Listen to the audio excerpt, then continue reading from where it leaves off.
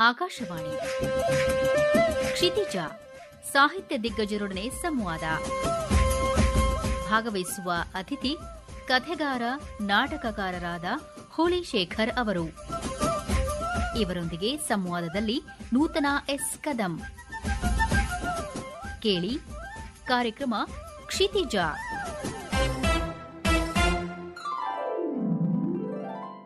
ಶ್ರೋತೃಗಳೇ ನಮಸ್ಕಾರ.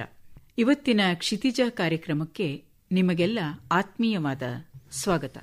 ಇವತ್ತು ನಮ್ಮೊಂದಿಗೆ ಇರುವ ಅತಿಥಿಗಳು ಕರ್ನಾಟಕದಾದ್ಯಂತ ಮನೆ ಮಾತಾಗಿರುವವರು, ಹೆಸರಾಂತ ನಾಟಕಕಾರರು, ಕಥೆಗಾರರು, ಕಾದಂಬರಿಕಾರರು ಹಾಗೂ ದೂರದರ್ಶನದ ಬೇರೆ ಬೇರೆ ವಾಹಿನಿಗಳಿಗೆ ಧಾರಾವಾಹಿಗಳನ್ನು, ಅವುಗಳ ಸಂಭಾಷಣೆಗಳನ್ನು ಬರೆದು ಕೊಟ್ಟಂಥವರು ಹಾಗೂ ಅಂಥ ಒಂದು ಧಾರಾವಾಹಿಯ ಮೂಲಕ ಕರ್ನಾಟಕದ ಮನೆ ಮಾತಾಗಿರುವವರು, ಅದು ಮೂಡಲ ಮನೆ. ಹೀಗೆ ಹೇಳಿದರೆ ಬಹುಶಃ ನಿಮಗೀಗಾಗಲೇ ಗೊತ್ತಾಗಿರುತ್ತೆ ಅವರು ಯಾರು ಅಂತ. ಅವರು ಹುಲಿಶೇಖರ್ ಅವರು. ನಮಸ್ಕಾರ ಹುಲಿಶೇಖರ್ ಅವರೇ. ನಮಸ್ಕಾರ. ತಮಗೆ ಕಾರ್ಯಕ್ರಮಕ್ಕೆ ಆತ್ಮೀಯವಾದ ಸ್ವಾಗತ. ನಮಸ್ತೆ ಮೇಡಮ್. ನಮಸ್ತೆ.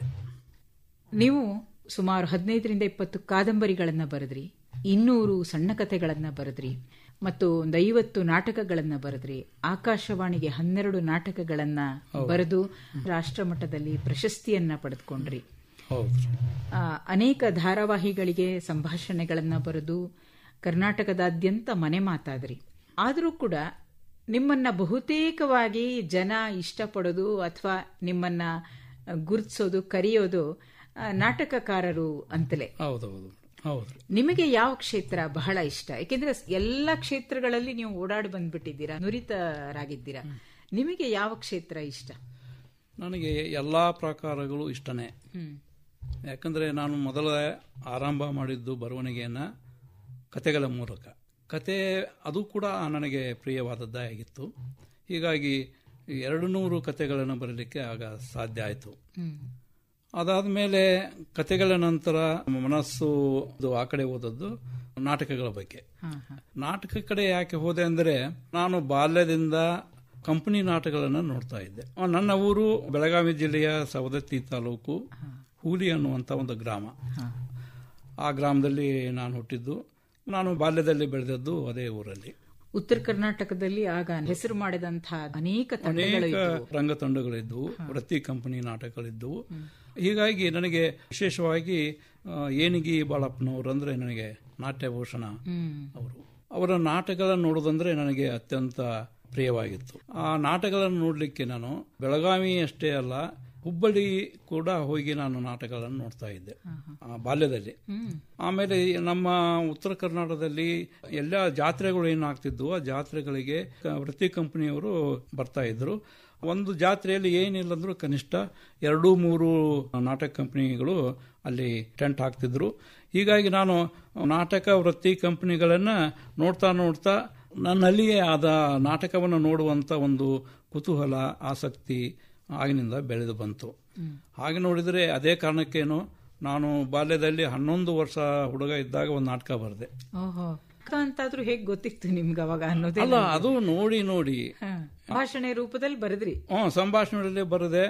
ಆಮೇಲೆ ವೃತ್ತಿ ಕಂಪನಿಯಲ್ಲಿರುವಂತಹ ಕಥಾ ವಸ್ತು, ಅವರ ನಿರೂಪಣೆ ಹೇಗಿತ್ತು, ಆಮೇಲೆ ಅವರ ಮಾತುಗಳು ಹೇಗಿತ್ತು, ಯಾವ ತರ ನಾಟಕಗಳನ್ನ ಅವರು ಆಡ್ತಿದ್ರು, ಜನರ ಮನಸ್ಸು ರಂಜನೆ ಆಗೋ ರೀತಿಯೊಳಗೆ ಯಾವ ರೀತಿ ಅವರ ಮಾತುಗಳನ್ನು ಹೇಳ್ತಾ ಇದ್ರು ಅನ್ನೋದನ್ನ ನಾನು ಗಮನಿಸ್ತಾ ಇದ್ದಾಗ, ಹೀಗಾಗಿ ನಾನು ಯಾಕೆ ಬರೀಬಾರ್ದು? ಯಾಕಂದ್ರೆ ಮೂಲತಃ ನಾನು ಕತೆಗಾರನ ಆಗುವ ಪೂರ್ವದಲ್ಲಿಯೇ ಈ ನಾಟಕಗಳು ನನ್ನನ್ನ ಮನಸ್ಸು ಹಿಡಿದಿಟ್ಟು, ಹೀಗಾಗಿ ನಾನು ಅನೇಕ ನಾಟಕಗಳನ್ನ ಆಗಲೂ ಬರೆದೆ.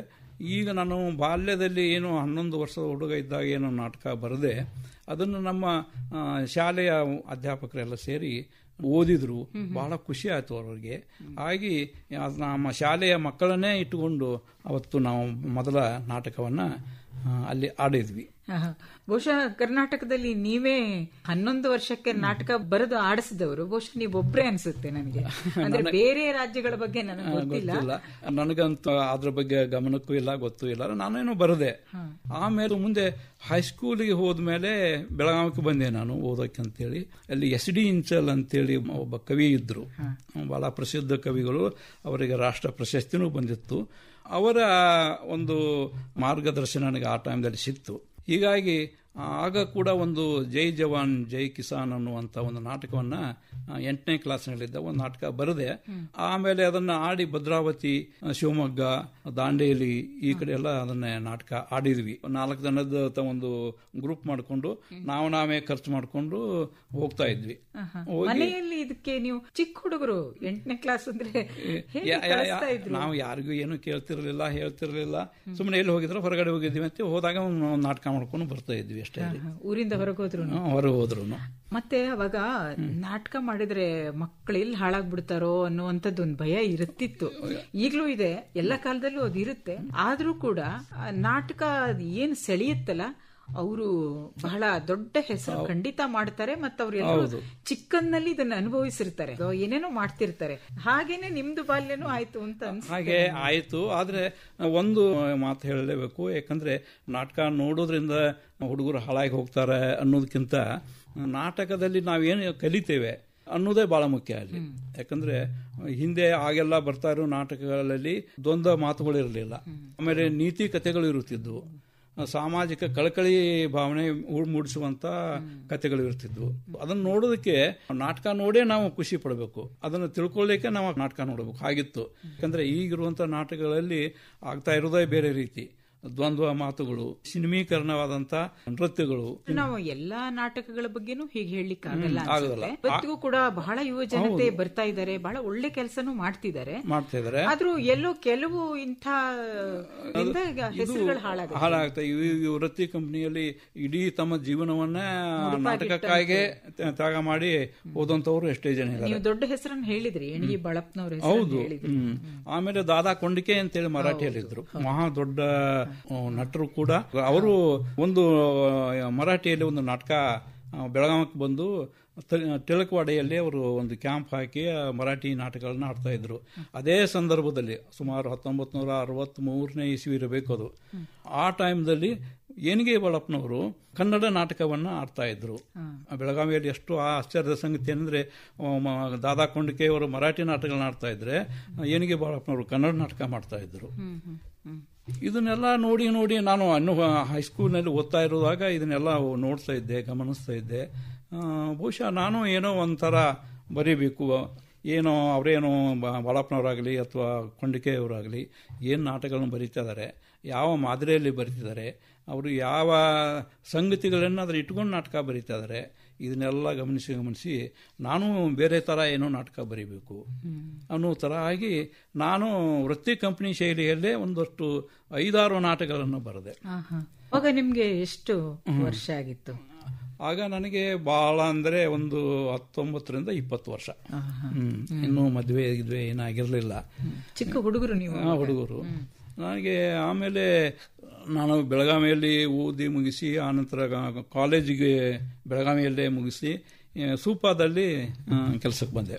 ಸೂಪಾ ಒಂದು PWD ಇಲಾಖೆ ತರ, ಅದು ಒಂಥರ ಇತ್ತು, HECP ಅಂತೇಳಿ ಒಂದು ಸರ್ಕಾರದ ಒಂದು ಇಲಾಖೆ ಇತ್ತು ಅವಾಗ. ಈಗ ಅದು ಕರ್ನಾಟಕ ಪವರ್ ಕಾರ್ಪೊರೇಷನ್ ಆಗಿದೆ. ಅಲ್ಲಿ ನಾನು ಕೆಲಸಕ್ಕೆ ಸೇರಿಕೊಂಡೆ ಕಾಡಿನಲ್ಲಿ. ಸೂಪಾ ಅಂದ್ರೆ ದಟ್ಟ ಕಾಡು. ಆಗ ಆ ಕಾಡಿನಲ್ಲಿ ನಾವು ಸರ್ವೆ ಮಾಡಬೇಕಾಗಿತ್ತು. ಇಲ್ಲಿ ಡ್ಯಾಮ್ ಕಟ್ತಾರೆ, ಅದಕ್ಕೆ ಆ ಡ್ಯಾಮ್ ಕಟ್ಟಬೇಕಾದ್ರೆ ಸರ್ವೆ ಮಾಡಬೇಕು ಅಂತೇಳಿ. ಆವಾಗ ನಾವು ಸರ್ವೆ ಮಾಡಕ್ಕಂತ ಕೆಲಸಕ್ಕೆ ಸೇರ್ಕೊಂಡವರು.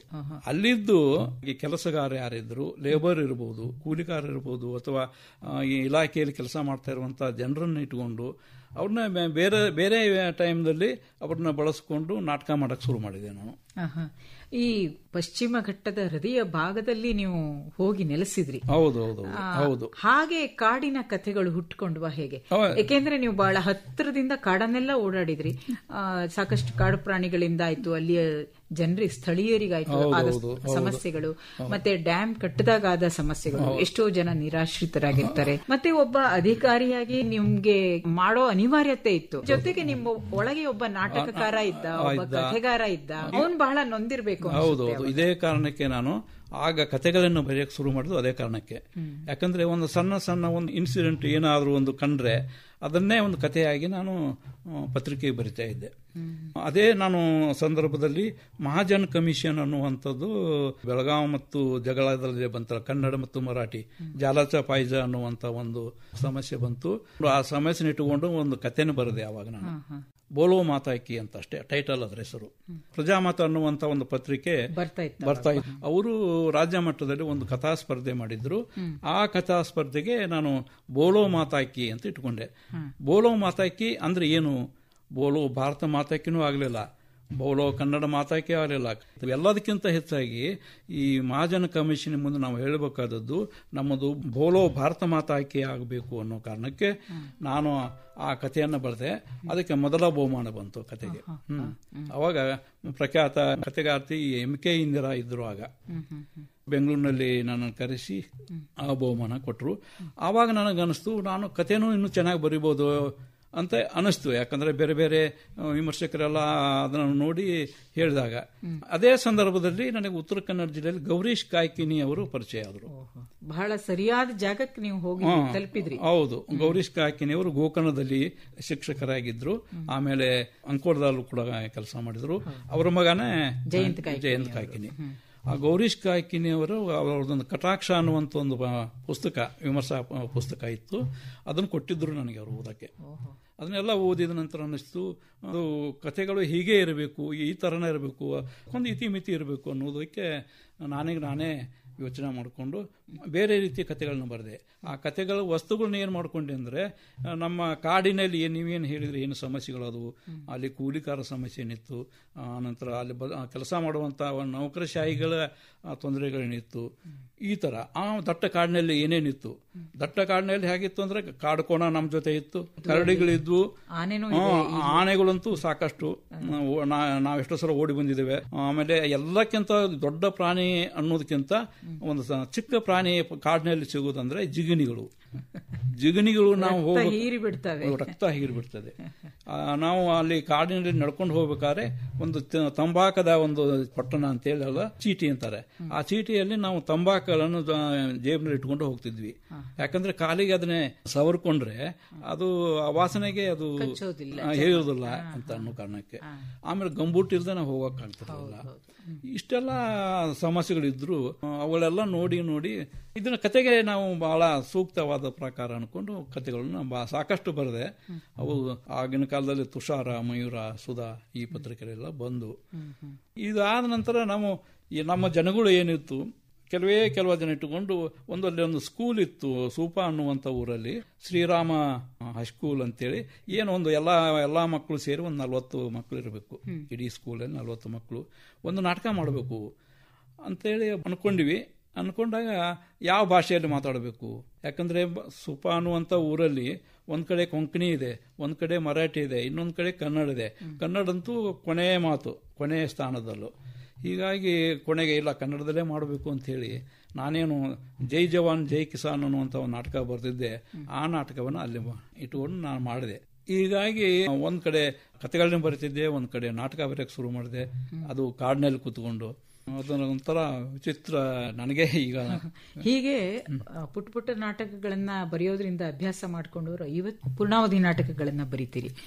ಅದರಲ್ಲಿ ನೀವು ಎಲ್ಲ ಸಾಮಾಜಿಕ ನಾಟಕಗಳು, ಐತಿಹಾಸಿಕ, ಪೌರಾಣಿಕ ಎಲ್ಲ ವಿಷಯಗಳನ್ನು ಅವುಗಳಲ್ಲಿ ತಗೊಳ್ತೀರಿ. ಮತ್ತೆ 6 ವೃತ್ತಿ ನಾಟಕಗಳಿಗೆ ನೀವು ನಾಟಕ ಬರೆದುಕೊಟ್ಟಿದ್ದೀರಿ.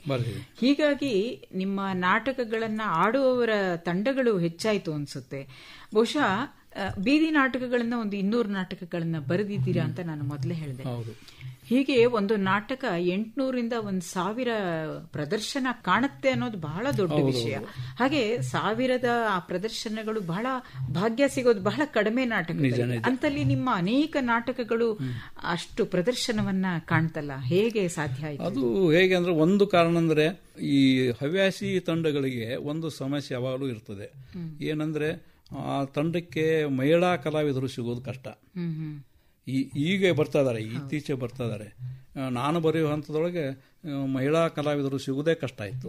ಯಕ್ಷಗಾನ ನಾಟಕಕ್ಕೆ ಎರಡಕ್ಕೂ ಇನ್ನು ಯಕ್ಷಗಾನಕ್ಕೆ ಹೋದ್ರೂ ಕೂಡ ಮಹಿಳಾ ಕಲಾವಿದರು ಸಿಗುವುದು ಕಷ್ಟ.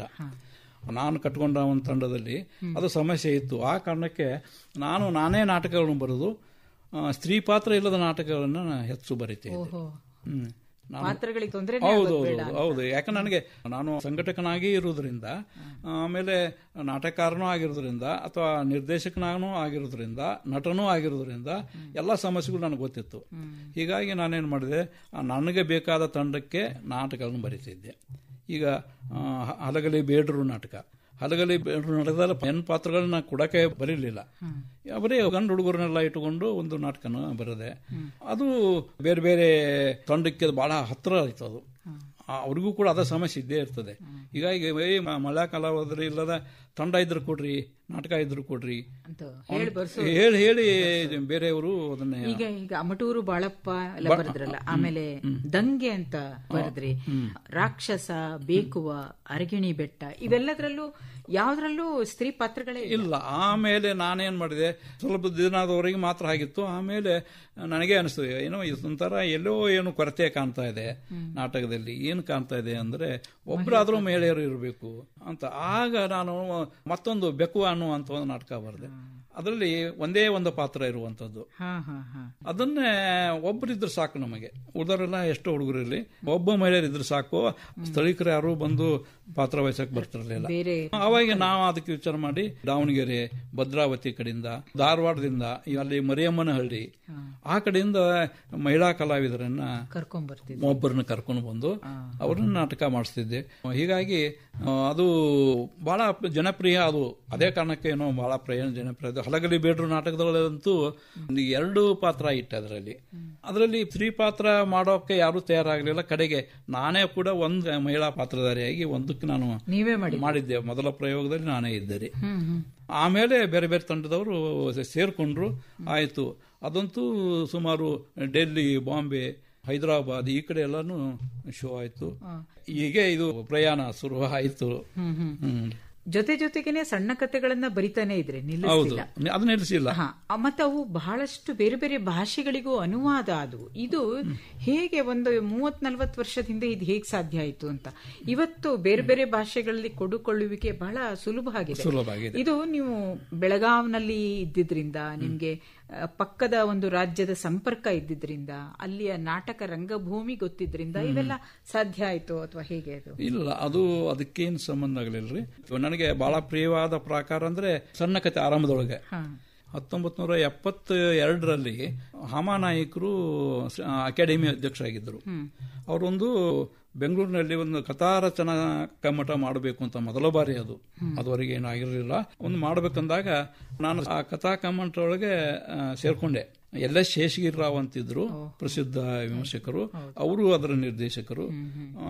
ಆಮೇಲೆ ಸಂಪನ್ಮೂಲ ವ್ಯಕ್ತಿಗಳು ಯಾರು ಇದ್ರು ಅಂದ್ರೆ ಪಿ ಲಂಕೇಶ್ ಇದ್ರು, ಆಮೇಲೆ ಮಾಸ್ತಿ ವೆಂಕಟೇಶ್ ಅಯ್ಯಂಗಾರ್ ಇದ್ರು, ನಮ್ಮ ಡಿ.ವಿ.ಜಿ ಅವರ ಮಗ. ಇವರೆಲ್ಲ ಸಂಪನ್ಮೂಲ ವ್ಯಕ್ತಿಗಳಾಗಿದ್ರು. ಅದು ನಮ್ಮ ಅದೃಷ್ಟ ರೀ. ಯಾಕಂದ್ರೆ ನಮ್ಮಂತ ಹೊಸಬರಿಗೆಲ್ಲ ಇವೆಲ್ಲ ಸಾಧ್ಯ ಆಗುವುದು ಆ ಕಾರಣಕ್ಕೇನೆ. ಹೀಗಾಗಿ ಅವರ ಸಂಪನ್ಮೂಲ ವ್ಯಕ್ತಿ ಆದದ್ರಿಂದ ಕಥೆ ಬಗ್ಗೆ ನಾನು ಹೆಚ್ಚು ಗಮನ ಕೊಟ್ಟೆ, ಬರಿತಾ ಹೋದೆ. ಆಮೇಲೆ ಸ್ಪರ್ಧೆಗಳು, ಕಥಾ ಸ್ಪರ್ಧೆಗಳು ಎಲ್ಲೇ ಇದ್ರು ನಾನು ಭಾಗವಹಿಸಿಯವನು. ಕತೆ ಒಂದೇ ಅಲ್ಲ, ಏನೇ ಸ್ಪರ್ಧೆಗಳು ಬಂದರೂ ನಾನು ಸಾಹಿತ್ಯದಲ್ಲಿ ಎಲ್ಲಕ್ಕೂ ಹೋಗ್ತಿದ್ದೆ. ಹೀಗಾಗಿ ನಿಮ್ಮ ಆಕಾಶವಾಣಿಯಲ್ಲೂ ನಾನು ಸ್ಪರ್ಧೆಗಳು ಮಾಡಿದ್ದೇನೆ. ನಾನು ಮೊದಲ ಬಾರಿ ಧಾರವಾಡದಲ್ಲಿ 1970ರಲ್ಲಿ, ಆವಾಗ ಒಂದು ಯುವಕರು ಮತ್ತು ಗಾಂಧೀಜಿಯವರು ಅಂತೇಳಿ ಒಂದು ಸಬ್ಜೆಕ್ಟ್ ಇಟ್ಟು ಆಕಾಶವಾಣಿಯವರು ಒಂದು ಸ್ಪರ್ಧೆ ಮಾಡಿದ್ರು. ನಾನು ಅದೇ ವರ್ಷ ಸುಪಾಕ್ ಸೇರ್ಕೊಂಡಿದ್ದೆ. ನಂದು ಬರೆದು ಕಳಿಸಿದೆ, ಗಾಂಧೀಜಿ ಮೇಲೆ ಒಂದು ಭಾಷಣ ಇದೆ, ಅದು ಅದಕ್ಕೆ ಪ್ರಥಮ ಬಹುಮಾನ ಬಂತು. ಅವಾಗ NS ವಾಮನ್ ರಾವ್ ಅಂತೇಳಿ ಆಕಾಶವಾಣಿ ನಿರ್ದೇಶಕರಾಗಿದ್ದರು ಆಗ 70ರಲ್ಲಿ. ಅವರು ಅದನ್ನು ಕೊಟ್ಟರು.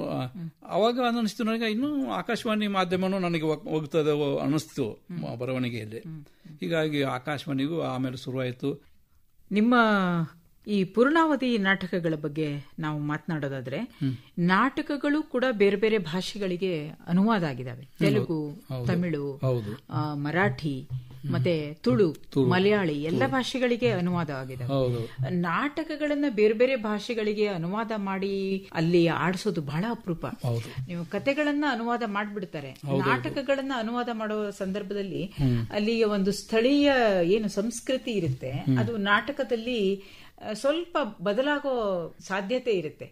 ಅದನ್ನ ಹೇಗೆ ನೀವು ಒಗ್ಗಿಸ್ಕೊಂಡ್ರಿ? ಅಲ್ಲ, ಈಗ ಮುಖ್ಯವಾಗಿ ಅದನ್ನ ಜನಕ್ಕೆ ತಟ್ಟೋದು ಯಾವುದಂದ್ರೆ ನಮ್ಮ ವಸ್ತು ಏನಿದೆ, ನಾವು ಯಾವ ವಸ್ತುನ ಆಯ್ಕೆ ಮಾಡ್ಕೊಳ್ತೀವಿ ಅದು ಅಷ್ಟು ಜನಕ್ಕೆ ಅದು ತಟ್ಟುತ್ತದೆ ಅನ್ನೋ ಮೇಲೆ ಅದು ಆಗ್ತದೆ. ನಾನು ಬರೆದದ್ದು ಯಾವುದಂದ್ರೆ ರಾಕ್ಷಸ ಅಂತ ಒಂದು ನಾಟಕ ಬರೆದೆ, ಜಾನಪದ ನಾಟಕ. ಅದು ಏನಂದ್ರೆ ಈ ಜಗತ್ತಿಗೆ, ಒಟ್ಟು ಪ್ರಪಂಚಕ್ಕೆ ಈ ಸಾರಾಯಿ ಅನ್ನೋದು ಜಗತ್ತಿಗೆ ಹೆಂಗೆ ಹುಟ್ಕೊಳ್ತು, ಯಾಕೆ ಬಂತು ಅನ್ನೋ ಒಂದು ವಸ್ತು. ಅದು ಅಂತಹ ವಸ್ತು ಒಂದು ಸಾರ್ವಕಾಲಿಕ ಇರುವಂತಹದ್ದು ಒಂದು ಸಮಸ್ಯೆ, ಇವತ್ತಿನ ಸಮಸ್ಯೆ ಕೂಡ. ಮೊದಲು ಈ ಭೂಮಿ ಹುಟ್ಟಿದಾಗ ಸಾರಾಯಿ ಅನ್ನೋದು ಎಲ್ಲೂ ಇರಲಿಲ್ಲ, ಆದ್ರೆ ಭೂಮಿಗೆ ಹೆಂಗ್ ಬಂತು, ಮತ್ತೆ ಅದು ಬಂದ ಮೇಲೆ ಅದು ಏನಾಯ್ತು, ಅದರ ಪರಿಣಾಮ, ಮನುಷ್ಯ ಕುಲದ ಪರಿಣಾಮ ಏನಾಯ್ತು ಅನ್ನೋದನ್ನ ಹೇಳುವಂತ ನಾಟಕ ಯಾವುದಂದ್ರೆ ರಾಕ್ಷಸ. ಅದಕ್ಕೆ ಯಾವ ಭಾಷೆ ಇಲ್ಲ, ನಿರ್ಬಂಧ ಇಲ್ಲ, ಯಾವ ಭಾಷೆಯವರು ಸಮಸ್ಯೆ. ಅದನ್ನೇ ನಾನು ಆಯ್ಕೆ ಮಾಡಿಕೊಂಡು ಆ ಕಥೆಯನ್ನ ಇಟ್ಟುಕೊಂಡು ರಾಕ್ಷಸ ಅನ್ನುವಂತ ಹೆಸರು ಇಟ್ಟುಕೊಂಡೆ ನಾನು ಬರೆದೆ ನಾಟಕನೇ. ಬರೆದು ಅದನ್ನೇ ಮೊದಲ ಬಾರಿ ನಾನು ನನ್ನ ಎಲ್ಲಾ ನಾಟಕಗಳು ನನ್ನ ತಂಡದಲ್ಲೇ ನಾನು ಪ್ರಯೋಗ ಮಾಡಿದ್ದು. ಆಮೇಲೆ ಬೇರೆ ಬೇರೆ ತಂಡಕ್ಕೆ ಕೊಡ್ತೇನೆ. ಆಮೇಲೆ ಅಲ್ಲಿಂದ ಅದು ಒಬ್ಬರಿಂದ ಒಬ್ರು ಹೋಗ್ತವೆ. ಹೌದು, ಈ ತರದ ಅತ್ಯಂತ ಸೂಕ್ಷ್ಮ ಸಂವೇದನಾಶೀಲತೆಯ ನೀವು ಬೀದಿ ನಾಟಕಗಳನ್ನ ಆಯ್ಕೆ ಮಾಡ್ಕೋತೀವಿ. ಬೀದಿ ನಾಟಕಗಳು ಇಂಥ ಒಂದು ಅತ್ಯಂತ ಸೂಕ್ಷ್ಮ ಮನಸ್ಸುಗಳನ್ನ ತಟ್ಟೋದಕ್ಕೆ ಆ ಕಾಲದಲ್ಲಿ ನೀವು ಬರಿತಾ ಇದ್ದ ಕಾಲದಲ್ಲಿ, ಈಗ ಬೀದಿ ನಾಟಕಗಳು ಇಲ್ಲ ಅನ್ನುವ ಹಂತಕ್ಕೆ ಬಂದಿರೋದಕ್ಕೆ ಬೇರೆ ಬೇರೆ ಸಾಮಾಜಿಕ ಮತ್ತೆ ಇತ್ಯಾದಿ ಬೇರೆ ಆಯಾಮಗಳಿದೆ. ಆದ್ರೆ ಅವತ್ತು ಬೀದಿ ನಾಟಕ ಬಹಳ ದೊಡ್ಡ ಶಕ್ತಿಯುತವಾದ ಒಂದು ಮಾಧ್ಯಮ ಆಗಿತ್ತು. ಅನೇಕ ನೀವು ಸರ್ಕಾರಿ ಯೋಜನೆಗಳನ್ನ ತೆಗೆದುಕೊಳ್ಳಿ, ಅಥವಾ ಒಂದು ಸಾಮಾಜಿಕ ಸಮಸ್ಯೆಯನ್ನ ತೆಗೆದುಕೊಳ್ಳಿ, ರಾಜಕೀಯ ವಿಡಂಬನೆ ಆಗಿರ್ಬೋದು, ಏನಾದ್ರೂ ಅದಕ್ಕೆ ಬೀದಿ ನಾಟಕ ಒಂದು ಉತ್ತಮ ಮಾಧ್ಯಮವಾಗಿತ್ತು. ಅದನ್ನ ಬಹಳ ಚೆನ್ನಾಗಿ ದುಡಿಸ್ಕೊಂಡ್ರಿ, ಅದನ್ನ ಹೇಳಿ ಸರ್. ಈಗ ಬೀದಿ ನಾಟಕಗಳು ನಾನು ಮೊದಲು ವಿದ್ಯುತ್ ಇಲಾಖೆ ಅಂದ್ರೆ ವಿದ್ಯುತ್ ಇಲಾಖೆಗೆ ಇರುವಂತಹ ಸಮಸ್ಯೆಗಳೇನು, ಯಾಕಂದ್ರೆ ನಾನು ಆ ವಿದ್ಯುತ್ ಇಲಾಖೆಯಲ್ಲೇ ಕೆಲಸ ಮಾಡಿದ್ರಿಂದ ಮೊದಲು ನನಗೆ ಹೆಚ್ಚು ಬೇಗ ಅದು ಅರ್ಥ ಆಗ್ತದೆ, ಏನು ಸಮಸ್ಯೆ ಆಗ್ತದೆ. ಇದನ್ನೇ ನಾವು ಬೀದಿ ನಾಟಕದಲ್ಲಿ ಹೇಳ್ಬೇಕು. ಬೀದಿ ನಾಟಕ ಹೇಳ್ಬೇಕಾದ್ರೆ ಅದಕ್ಕೆ ಒಂದು ಸಣ್ಣದೊಂದು ಕತೆ ಮಾಡ್ಕೊಳ್ಬೇಕು. ಕತೆ ಮಾಡಿಕೊಂಡು ಪರಿಣಾಮಕಾರಿ ಹಾಡುಗಳು, ಯಾಕಂದ್ರೆ ಹಾಡುಗಳು ಬೀದಿ ನಾಟಕದಲ್ಲಿ ಬೇಕೇ ಬೇಕು. ಹಾಡು ಇಲ್ಲದೆ ನಾವು ಬರೀ ಮಾತಿನಿಂದ ಹೇಳಕ್ಕಾಗೋದಿಲ್ಲ. ಇದನ್ನೆಲ್ಲವನ್ನು ಬಳಸಿಕೊಂಡು, ಇದಕ್ಕೆಲ್ಲ ನನಗನಿಸಿದ ಮಟ್ಟಿಗೆ ನಮ್ಮ ಹಿಂದಿನ ಕಾಲದಲ್ಲಿ ಜಾತಿಗಾರರು ಅಂತೂ ಬರ್ತಾ ಇದ್ರು ಬೀದಿಗೆ. ಅಂದ್ರೆ ಜಾತಿಗಾರರು ಅಂದ್ರೆ ಓಣಿಗೆ ಹೋಗಿ ಸೋಗುಗಳನ್ನು ಹಾಕೊಂಡು ನಾಟಕಗಳನ್ನ ಅವರೇ ಯಾವುದೋ ಒಂದು ಪ್ರಸಂಗಗಳನ್ನು ಹೇಳ್ಕೊಂಡು ಓಣಿಯಲ್ಲಿ ಹೇಳ್ಕೊಂಡು ಹೋಗ್ತಾ ಇದ್ರು. ಈ ಬೀದಿ ಗೊಟ್ಟಿಗಳಾಗಿ ಹೋದದ್ದು ಮುಂದೆ ಬೀದಿ ನಾಟಕಗಳಾಗಿ ಪರಿಣಾಮ ಆದವು. ಅದನ್ನು ನಾವು ಯಾವ ರೀತಿ ವಸ್ತುಗಳನ್ನು ಬಳಸ್ಕೊಳ್ತೇವೆ, ಎಷ್ಟು ಪರಿಣಾಮಕಾರಿಯಾಗಿ ನಾವು ಹೇಳಬಲ್ಲೆವು ಅನ್ನೋದ್ರ ಮೇಲೆ ಅದು ಉಳಿದಿರ್ತದೆ. ಹಾಗಾಗಿ ನಾನು ಸರ್ಕಾರದ ಎಲ್ಲ ಇಲಾಖೆಗಳಿಗೆ ಸಂಬಂಧಪಟ್ಟ ಸಮಸ್ಯೆಗಳನ್ನು ಇಟ್ಟುಕೊಂಡು ಬೀದಿ ನಾಟಕಗಳನ್ನು ರಚನೆ ಮಾಡಿದೆ. ಇದರಿಂದ ಏನಾಯ್ತಂದ್ರೆ ಸರ್ಕಾರದಿಂದನೂ ಅದನ್ನು ಸ್ಪಾನ್ಸರ್ ಮಾಡಿದರು, ಆಮೇಲೆ ಬೇರೆ ಬೇರೆ ತಂಡಗಳು ಕೂಡ ಅದನ್ನು ಇಟ್ಟುಕೊಂಡು ನಾಟಕ ಮಾಡಿದ್ವು. ಹೀಗಾಗಿ ಅದು ನಿಮ್ಮ ಆಕಾಶವಾಣಿಗೆ ಪಯಣ ಅನ್ನೋ ಒಂದು ನಾಟಕ ಬರೆದೆ.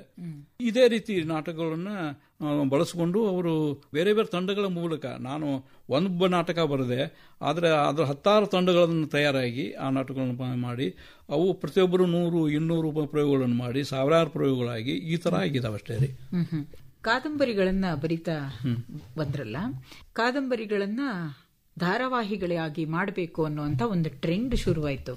ಅದರಲ್ಲೂ ಮುಖ್ಯವಾಗಿ ಪತ್ರಿಕೆಗಳಲ್ಲಿ ಬರ್ತಾ ಇತ್ತು. ಈಗ ನೀವು ಪ್ರಜಾಮತ ಅನ್ನೋ ಹೆಸರು ಹೇಳಿದ್ರಿ, ಸುಧಾ, ಪ್ರಜಾಮತ, ತರಂಗ ಅಂತೆಲ್ಲ ಬಹಳಷ್ಟು ಪತ್ರಿಕೆಗಳಲ್ಲಿ ಅವು ಧಾರಾವಾಹಿಗಳಾಗಿ ಬರೋದಕ್ಕೆ ಆರಂಭ ಆದ ಕಾಲ ಅದು. ಆ ನಂತರ ಅದೇ ಹೊತ್ತಿಗೆ ದೂರದರ್ಶನದ ಬೇರೆ ಬೇರೆ ವಾಹಿನಿಗಳು ಕೂಡ ಬಂದವು. ಅಲ್ಲಿ ಈ ಒಂದು ಪ್ರಯೋಗ ಆರಂಭ ಆಯಿತು, ಧಾರಾವಾಹಿಗಳನ್ನ ಮಾಡಬೇಕು ಅಂತ. ಹಾಗೆ ಮೂಡಲ ಮನೆ ಅನ್ನುವಂಥ ಒಂದು ಬಹುಶಃ ಜನರ ನೆನಪಿನಲ್ಲಿ ಇರೋ ತನಕನೂ ಅದೊಂದು ಅತ್ಯುತ್ತಮ ಸುಂದರ ನೆನಪಾಗಿ ಉಳಿಯುವಂತಹ ಒಂದು ಧಾರಾವಾಹಿ ಅಂತ ಅನಿಸುತ್ತೆ ನನಗೆ. ಯಾಕೆಂದ್ರೆ ಅದು ಆರಂಭಿಕ ಸಂಗೀತದಿಂದಲೇ ಜನ ರೋಮಾಂಚನಗೊಳ್ತಿದ್ರು. ಅಲ್ಲಿಯ ಸಂಭಾಷಣೆಗಳು ಅವೆಲ್ಲ ಬಹಳ ಜನರನ್ನ ತುಂಬಾ ಆಕರ್ಷಣೆ ಮಾಡಿದಂಥವು. ಅದಕ್ಕೆ ನೀವು ಸಂಭಾಷಣೆಯನ್ನ ಬರೆದ್ರಿ. ಅದರಲ್ಲೂ ಬಹಳ ಮುಖ್ಯ ಅಂದ್ರೆ ಉತ್ತರ ಕರ್ನಾಟಕದ ಭಾಷೆಯಲ್ಲಿ ಬರೆದ್ರಿ.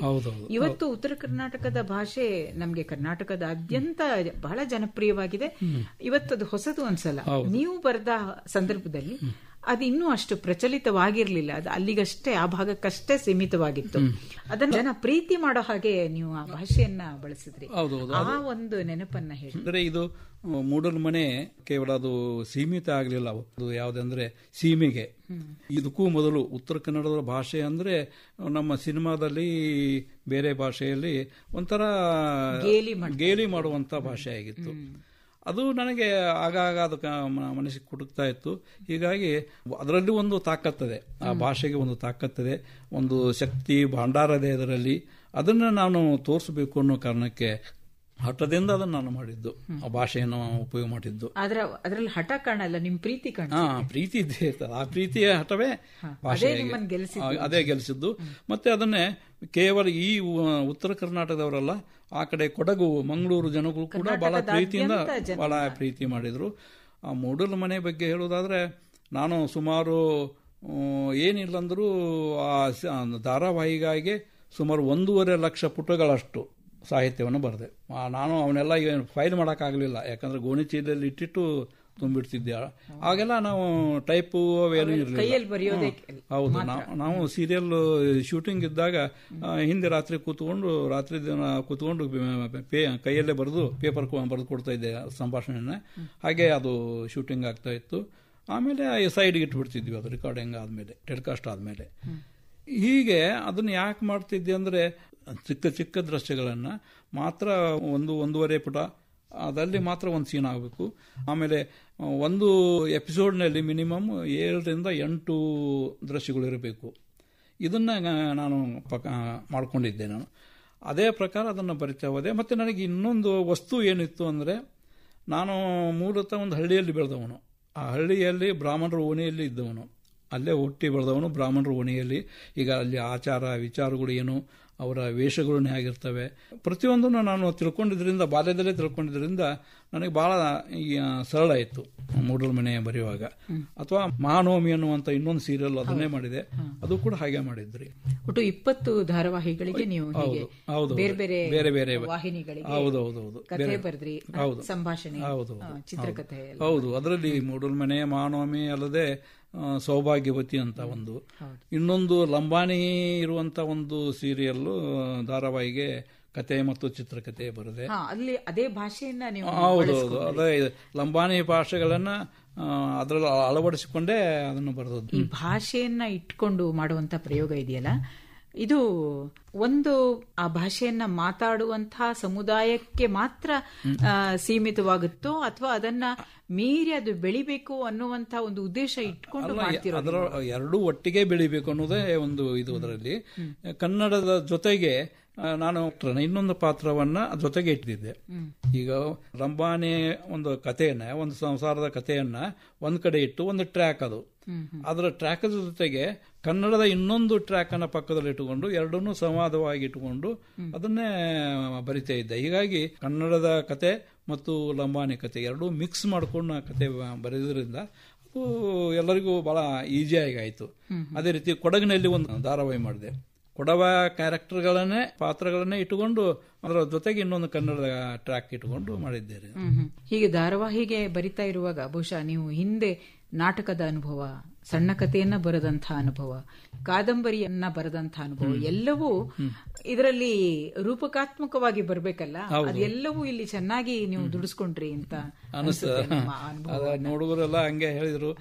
ಆದ್ರೆ ನನಗೇನಂದ್ರೆ, ನಾನು ಏನೋ ಬರೆದ ಮೇಲೆ ಅದನ್ನ ಮರ್ತು ಬಿಡ್ತೇನೆ. ಆ ಹ್ಯಾಂಗ್ ಓವರ್ನಲ್ಲಿ ಇರೋದಿಲ್ಲ. ನಾನು ಏನೋ ಬರೆದ್ರು, ಕತೆ ಬರೀಲಿ ಅಥವಾ ನಾಟಕ ಬರೀಲಿ ಬರೀತೇನೆ. ನಾನು ಬರೀದು ಒಂದು ಏನೋ ಬರೆಯೋದು ನನ್ನ ಕರ್ಮ ಅನ್ನೋ ತರ ನಾನು ಬರೀತಿದ್ದೆ, ಮರ್ತು ಬಿಡ್ತಿದ್ದೆ ಅಷ್ಟೇ.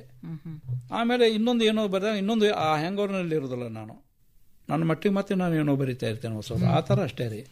ನಾನು ಆರಂಭದಲ್ಲಿ ಹೇಳಿದೆ ನಿಮ್ಮನ್ನ ರಂಗ ಕ್ಷೇತ್ರದಲ್ಲಿ ಜನ ಗುರುತಿಸೋದಕ್ಕೆ ಅಥವಾ ನಿಮ್ಮನ್ನ ಅಲ್ಲಿ ನೋಡೋದಕ್ಕೆ ಹೆಚ್ಚು ಇಷ್ಟಪಡ್ತಾರೆ ಅಂತ. ನಿಮ್ಮ ಈ ಒಂದು ಅನುಭವ ಏನಿದೆಯಲ್ಲ, ರಂಗ ತಂಡಗಳನ್ನು ಕಟ್ಟಿದ್ರಿ, ಸಾಕಷ್ಟು ನಾಟಕಗಳನ್ನ ಮಾಡಿದ್ರಿ. ಇತ್ತೀಚೆಗೆ ನಿಮ್ಮ 70ರ ಅಭಿನಂದನೆಗೆ ಒಂದು ಹೂಲಿ ರಂಗ ಶಿಖರ ಅನ್ನುವಂಥ ಹೆಸರಿನ ಒಂದು ಗ್ರಂಥವನ್ನೇ ಮಾಡಿ ನಿಮ್ಗೆ ಅದನ್ನ ಸಮರ್ಪಣೆ ಮಾಡಿದ್ರು. ಅಲ್ಲಿಗೆ ಅದು ಫುಲ್ ಸರ್ಕಲ್ ಆಯ್ತು ಅನ್ಸುತ್ತೆ ನನಗೆ. ನೀವು ಆರಂಭದಲ್ಲಿ ರಂಗದಿಂದ ಆರಂಭ ಮಾಡಿದವರು ಮೊದಲು ನೀವು ನಾಟಕನೇ ಶುರು ಮಾಡಿದ್ದಲ್ವಾ ಬರೆಯೋಕೆ 11 ವರ್ಷದಲ್ಲಿ, ಅವಾಗ ಆಡಿಸಿದ್ರಿ. ಹಾಗಾಗಿ ಈಗ ನಿಮ್ಗೆ ಒಂದು ಈ ಅಭಿನಂದನಾ ಗ್ರಂಥ ಏನು ರಂಗ ಶಿಖರ ಅನ್ನುವಂಥ ಹೆಸರಿನ ಒಂದು ಅಭಿನಂದನೆಗಳನ್ನ ನಿಮ್ಗೆ ಸಲ್ಲಿಸಿದ್ದು, ಅಲ್ಲಿಗೆ ಒಂದು ಪೂರ್ತಿ ವೃತ್ತ ಕಂಪ್ಲೀಟ್ ಆಯ್ತು, ಮುಗೀತು ಅಂತ ಮುಗೀತು ಅಂತ ಆಗಬಾರ್ದು, ಮೂಗಂತ ಅದೇನು. ಯಾಕಂದ್ರೆ ಒಂದು ಸರ್ಕಲ್ ಮುಗಿಬೇಕು ಯಾವಾಗಲೂ, ಅದು ಮುಗಿದ ಮೇಲೆ ಇನ್ನೊಂದು ಹೊಸದು ಶುರು ಆಗ್ಲೇಬೇಕು. ಇಲ್ಲಿ ನಿಮ್ಮನ್ನ ಸಾಕಷ್ಟು ನಿಮ್ಮ ಬಗ್ಗೆ ಅರಿತವರು ಸಾಕಷ್ಟು ಬರೆದಿದ್ದಾರೆ ಇದರಲ್ಲಿ. ಆಮೇಲೆ ಯಾರ್ಯಾರು ಯಾವ್ಯಾವ ಕೃತಿಗಳನ್ನ ಮೆಚ್ಚಿ ನೀವು ನಾಟಕವನ್ನ ಶುರು ಮಾಡಿದ್ರು ಅಂತವುಗಳ ಬಗ್ಗೆ ಕೂಡ ಇಲ್ಲಿ ರೆಫರೆನ್ಸ್ ಬರೆದಿದ್ದಾರೆ. ಇನ್ನೊಬ್ರು ಇದ್ದಾರೆ, ವಿಜಯ್ ತೆಂಡೂಲ್ಕರ್ ಅಂತೇಳಿ ಬಹಳ ಪ್ರಸಿದ್ಧವಾದ ಮರಾಠಿ ನಾಟಕ. ಅವರು ನನ್ನ ಜೊತೆ ಮಾತಾಡಿ ತಮ್ಮ ಅನಿಸಿಕೆಗಳನ್ನು ದಾಖಲಿಸಿದ್ದಾರೆ. ಅದು ಕೂಡ ಇದೆ, ಬಹಳ ದೊಡ್ಡ ಗೌರವ ಅದು. ಹೌದೌದು ಅಂತವ್ರು. ಯಾಕಂದ್ರೆ ಅಪರೂಪ ನನಗೆ ಅಷ್ಟು, ನಾನು ಕೂಡ ಅವರ ಬಗ್ಗೆ ಬಹಳಷ್ಟು ಮೊದಲೇ ತಿಳ್ಕೊಂಡಿದ್ದೆ. ಯಾಕಂದ್ರೆ ಅಂತಾರಾಷ್ಟ್ರೀಯ ಮಟ್ಟದಲ್ಲಿ ಬೆಳೆದಂತ ನಾಟಕರು ಅವರು ಎಷ್ಟೊಂದು ನನ್ನ ಜೊತೆ ಮಾತಾಡಿದ್ರು ಅಂದ್ರೆ ನನಗೆ ಈಗ ನಂಬಕ್ಕಾಗೋದಿಲ್ಲ. ಆ ತರ ಸರಳ ಮನುಷ್ಯ. ಅದು ಬಹುಶಃ ನನ್ನ ವ್ಯಕ್ತಿತ್ವಗೆ ಅವರ ವ್ಯಕ್ತಿತ್ವಗೆ ಅದು ಹತ್ರ ಇತ್ತಲ್ಲ ಅಂತ ಅನ್ನೋದೇ ಸಂತೋಷ ನನಗೆ.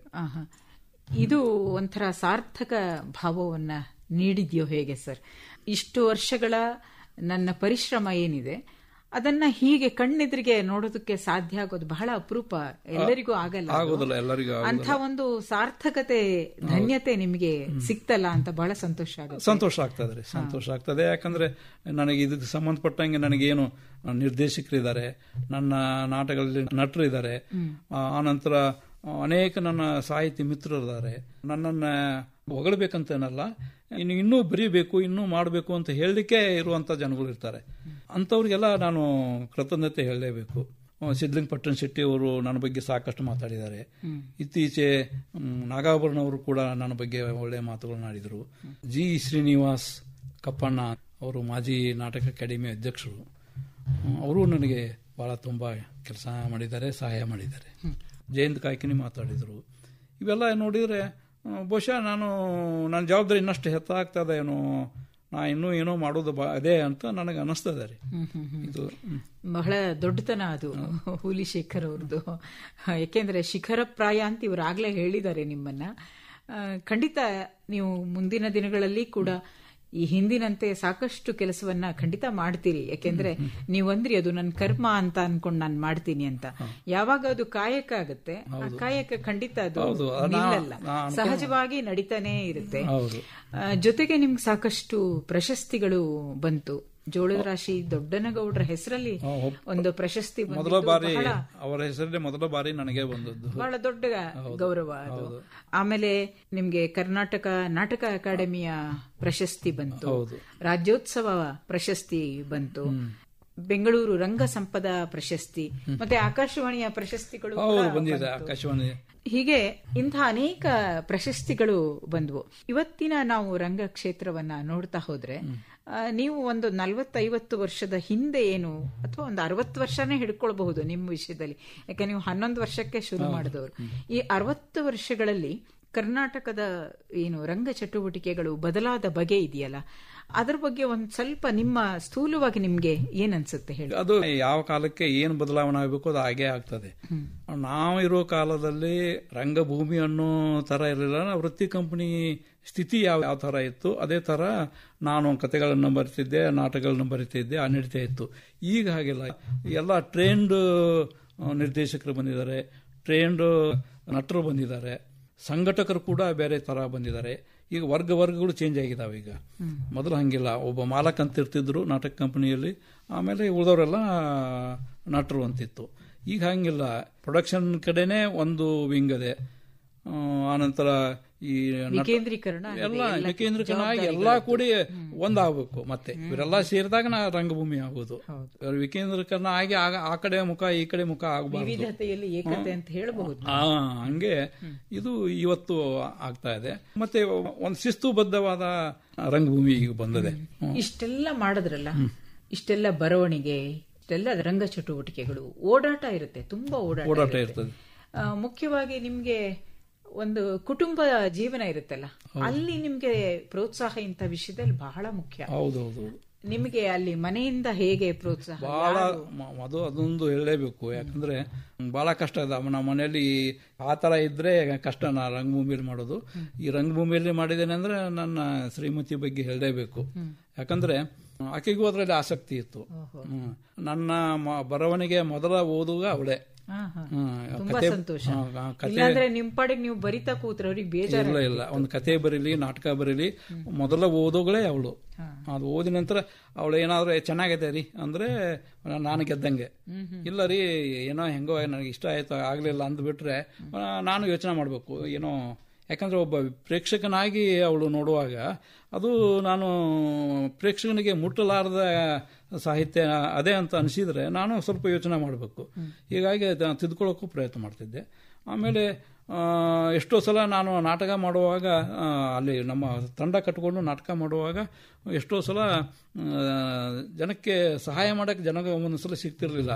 ಅವಾಗೆಲ್ಲ ಇವಳೇ ಬಂದು ಸಹಾಯ ಮಾಡ್ತಿದ್ರು. ಆಮೇಲೆ ನಾನು ತಂಡಕ್ಕೆ ಪರಿಕರ ಮಾಡಿಕೊಂಡು ಬಂದಿದ್ದೆ. ಒಂದ್ಸಲ ದೊಡ್ಡ ದೊಡ್ಡ ಕರ್ಟನ್ಗಳು, ಪರದೆಗಳು, ಬ್ಲೂ ಕರ್ಟನ್ಗಳು, ಆಮೇಲೆ ಬಿಳಿ ಕರ್ಟನ್ ಇವೆಲ್ಲ ತೊಗೊಂಡು ಬಂದಾಗ ಸೈಡ್ ವಿಂಗ್ಸು ಎಲ್ಲ ತೊಗೊಂಡು ಬಂದಿದ್ದೆ.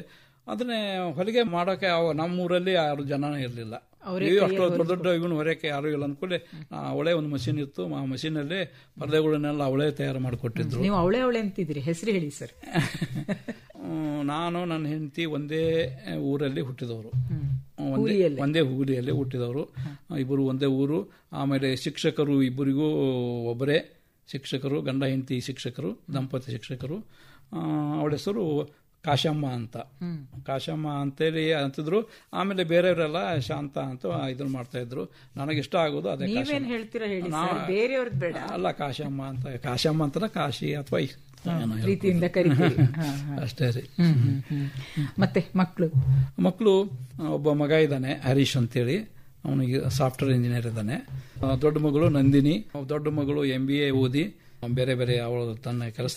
ಆಮೇಲೆ ಅವ್ರ ಮಕ್ಕಳು ನ್ಯಾಷನಲ್ ಇದರಲ್ಲಿ ಗೋಲ್ಡ್ ತಗೊಂಡು ಸ್ಕೇಟಿಂಗ್ ನಲ್ಲಿ ಅವರು ಒಂದು ರೀತಿ ಒಂದು ಲೆವೆಲ್ನಲ್ಲಿದ್ದಾರೆ. ಎರಡನೇ ಮಗಳು ಶಾಲಿನಿ. ಅವಳು ನನ್ನ ಹಾಗೆ ಒಂದಿಟ್ಟು ಬರವಣಿಗೆಯಲ್ಲಿ ಇದ್ದಾಳೆ. ಪತ್ರಿಕೋದ್ಯಮದಲ್ಲಿ ಕೆಲಸ ಮಾಡ್ತಾ ಇದ್ದಾಳೆ. ಆಕೃತಿ ಕನ್ನಡ.com ಅಂತೇಳಿ ಒಂದು ಪತ್ರಿಕೆ ಇಟ್ಟುಕೊಂಡು ಮಾಡ್ತಾ ಇದ್ದಾಳೆ. ಆಮೇಲೆ ಅಳಿಯಂದ್ರು ಹಾಗೆ ಇದ್ದಾರೆ. ಅವ್ ಸಣ್ಣ ಅಳಿಯ ಅವನು ಆರ್ಟಿಸ್ಟು, ಜೊತೆಗೆ ಬೇರೆ ಸಾಫ್ಟ್ವೇರ್ ಇಂಜಿನಿಯರ್ ಅಲ್ಲಿ ಅವನು ಕೆಲಸ ಮಾಡ್ತಾ ಇದ್ದಾರೆ. ಹಾಡು, ಆ ನಂತರ ಈ ಚಿತ್ರಕಲೆ, ಈ ಪುಸ್ತಕಕ್ಕೆ ಅವರೇ ಆರ್ಟ್ ಮಾಡಿದ್ದಾರೆ. ರಂಗಶೇಖರದ ಮುಖಪುಚಿತ್ರ ಅವರೇ ಬರೆದಿದ್ದಾರೆ. ಆಮೇಲೆ ಇನ್ನು ದಿನೇಶ್ ಅಂತಿದ್ದಾರೆ, ಅವರು ಒಳ್ಳೆ ಕೆಲಸದಲ್ಲಿದ್ದಾರೆ. ಹೀಗೆ ಒಟ್ಟಿನಲ್ಲಿ ನೀವು ಕಲೆಯ ಬೆನ್ ಹತ್ತೋದ್ರೋ, ಕಲೆ ನಿಮ್ಮ ಬೆನ್ ಹತ್ತೋ ಗೊತ್ತಾಗಲ್ಲ. ಏಕೆಂದ್ರೆ ನೀವೆಲ್ಲರೂ ಒಟ್ಟಾಗಿ ಒಂದು ಕಲಾವಿದರ ಕುಟುಂಬ ಆಗ್ಬಿಟ್ಟಿದೆ ಈಗ. ನಿಮ್ಮ ಮನೆಯವರು ಸಹಾಯ ಮಾಡಿದ್ದು ಕೂಡ ಕಲೆಯ ಒಂದು ಪ್ರೀತಿಯಿಂದಲೇ. ಇವತ್ತು ಮಕ್ಕಳು ಮಾಡ್ತಿರೋದು ಕೂಡ ಅದರದ ಒಂದು ಮುಂದುವರಿಕೆ. ಅಳಿಯನ ವಿಷಯ ಹೇಳಿದ್ರಿ, ಕಲೆ ಚಿತ್ರ ಅವರೇ ಮಾಡಿದ್ದಾರೆ ಅಂತ. ಹೀಗೆ ಎಲ್ಲರೂ ನಿಮ್ಮ ಕಲೆಗೆ ಪ್ರೋತ್ಸಾಹ ಪೂರ್ವಕವಾಗಿಯೇ ಕೆಲಸ ಮಾಡ್ತಾ ಇರೋದು ನಿಮ್ಮ ಇನ್ನೊಂದು ಭಾಗ್ಯ ಅಂತ ಹೇಳ್ಬೇಕು. ಜೊತೆಗೆ ನಾವು ಏನಾದ್ರೂ ನಿಂತು ಕೆಲಸ ಮಾಡ್ಬೇಕಂದ್ರೆ ನೆಲ ಗಟ್ಟಿ ಇರಬೇಕು. ಒಬ್ಬ ಮನುಷ್ಯ ನಿಂತ್ಕೋಬೇಕಾದ್ರೆ ನೆಲ ಕೆಳಗಿನ ಭೂಮಿ ಗಟ್ಟಿ ಇರಬೇಕು. ಉಸುಕಿನಲ್ಲಿ ನಾವು ಬಹಳ ಹೊತ್ತು ನಿಲ್ಲಕ್ಕಾಗೋದಿಲ್ಲ. ಗಟ್ಟಿ ಭೂಮಿಯ ಮೇಲೆ ನೀವು ನಿಂತು ಅದೇ ಸೌಧವನ್ನ ಕಟ್ಟಿದ್ರಿ. ತುಂಬಾ ಸಂತೋಷ. ನಿಮ್ಮೊಂದಿಗೆ ನಾವು ಇದುವರೆಗೆ ಮಾತನಾಡಿದ್ದು ಹೂಲಿ ಶೇಖರ್ ಅವರೇ.